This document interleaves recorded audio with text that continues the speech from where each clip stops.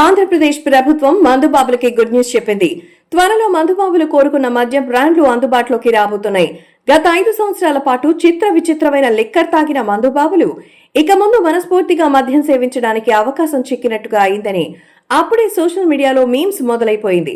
ఆంధ్రప్రదేశ్ లో గత వైసీపీ ప్రభుత్వంలో కొత్త మద్యం బ్రాండ్లు అందుబాటులోకి తీసుకొచ్చారు. గతంలో ఎన్నడూ వినని పేర్లు, కొత్త బ్రాండ్లు, విస్కీ, బ్రాందీ, రమ్, జిన్, వోడ్కా సైతం ఆంధ్రప్రదేశ్ ప్రజలకి అందుబాటులోకి వచ్చింది.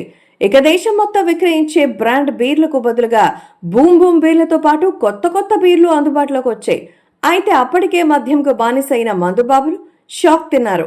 కొత్త బ్రాండ్ల మద్యంతో పాటు వాటి ధరలను విపరీతంగా పెంచిన అప్పటి వైసీపీ ప్రభుత్వం ఏకంగా ప్రభుత్వ లిక్కర్ షాపుల్లోనే ఆ మద్యం విక్రయించింది. మద్యం విక్రయించే వారికి షాక్ ఇవ్వడానికి మద్యం రేట్లు పెంచామని, ఎక్కువ డబ్బులు పెట్టి లిక్కర్ కొనలేక మద్యం మానేస్తారని అప్పటి వైసీపీ ప్రభుత్వంలోని పెద్దలు మీడియా ముందుకొచ్చి దంచి కొట్టారు. లిక్కర్కు బానిసైన మందుబాబులు గత్యంతరం లేక అధిక ధరలు పెట్టి ఆ మద్యం కొనుగోలు చేసి ఇంతకాలం తాగేశారు.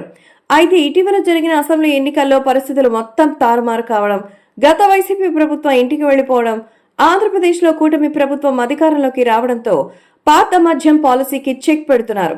అక్టోబర్ 1వ తేదీ నుంచి కొత్త మద్యం పాలసీ వస్తుందని బుధవారం మంత్రి పార్థసారథి చెప్పారు.